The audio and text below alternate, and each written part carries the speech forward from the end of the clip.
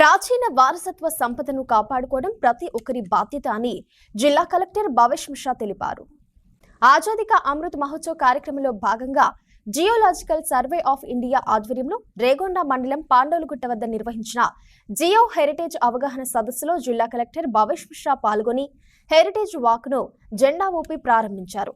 ప్రాచీన వారసత్వ సంపదను కాపాడుకోవడం అందరి బాధ్యత అని, మన వారసత్వ సంపదను, ఇతర వనరులను కాపాడడానికి జియోలాజికల్ సర్వే ఆఫ్ ఇండియా పనిచేస్తుందని చెప్పారు. ఈ కార్యక్రమంలో జిల్లా అటవీ శాఖ అధికారి Vasantha, MPP Punnam Lakshmiravi, geological survey of India ప్రతినిధులు, ఉపాధ్యాయులు, విద్యార్థులు తదితరులు పాల్గొన్నారు. మొన్న జిఎస్ఐకి గవర్నమెంట్ ఆఫ్ ఇండియా నుంచి ఒక ఆదేశం వచ్చింది.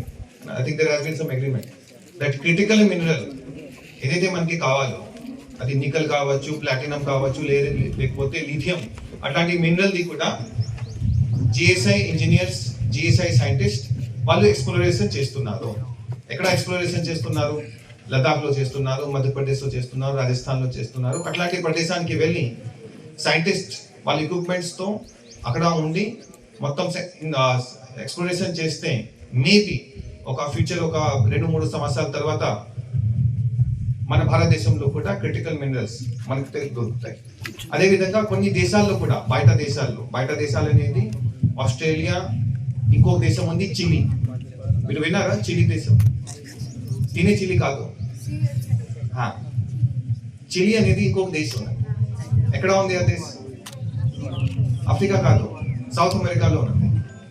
సో చిలీ అనేది దేశంలో కూడా చాలా ఇట్లాంటి క్రిటికల్ మినరల్స్ ఉంటాయి.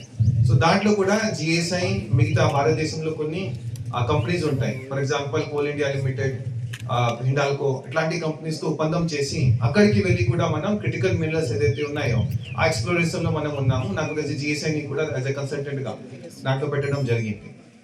సో జిఎస్ఐ లాంటి ఒక సంస్థకి మన భారతదేశంలో మన ఎనర్జీ సెక్యూరిటీ కావచ్చు, లేకపోతే వేరే ఇతర వనరులు కావచ్చు, అది సెక్యూర్ చేయడంలో చాలా కీలకమైన పాత్రత ఉన్నది. సో లాస్ట్ ఒక 174 ఇయర్స్ నాకు తెలిసి అయిపోయింది.